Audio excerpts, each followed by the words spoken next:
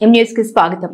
హత్య మిస్టరీని ఛేదించిన బిక్కవోలు పోలీసులు ఆనపర్తి నియోజకవర్గం బిక్కవోలు మండలం పందలపాక గ్రామంలో లలితేశ్వరిని అనే మహిళ హత్య కేసును విచారణ చేసిన పోలీసులు 24 గంటల్లో మర్డర్ కేసును ఛేదించి గుత్తికోలు దుర్గాప్రసాద్ అరెస్టు చేసి రిమాండ్ కు పంపామని, ఈ కేసును విచారణ చేసి ఇంకా ఎవరెవరు ఉన్నారో వారిని కూడా వీలైనంత తొందరలో అరెస్ట్ చేస్తామని బిక్కవోలు పోలీస్ స్టేషన్ లో జరిగిన మీడియా సమావేశంలో సిఐ సుమంత్ వివరాలు వెల్లడించారు.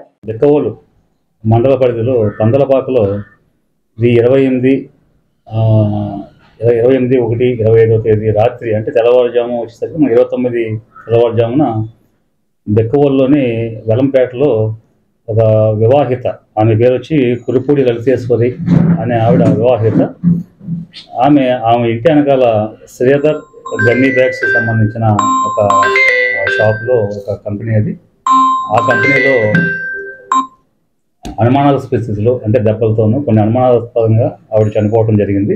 చనిపోవటం మనం చూసాం. దాని మీద కేసు రిజిస్టర్ చేసి తూర్పుగోదావరి జిల్లా ఎస్పీ గారు అసంబ కిషోర్ గారి ఆదేశాల మేరకు, అలాగే మా యొక్క ఈస్ట్ డిఎస్పీ మేడం అయిన కొత్తగా వచ్చారు ఆవిడ విద్యా మేడం గారి డైరెక్షన్స్లోనూ కేసుని 24 గంటల్లోనే డిటెక్ట్ చేసి ముద్దాయిని కనుక్కోవడం జరిగింది. దాంట్లో భాగంగా ముందుగా ముద్దాయి A1 అయినటువంటి అతను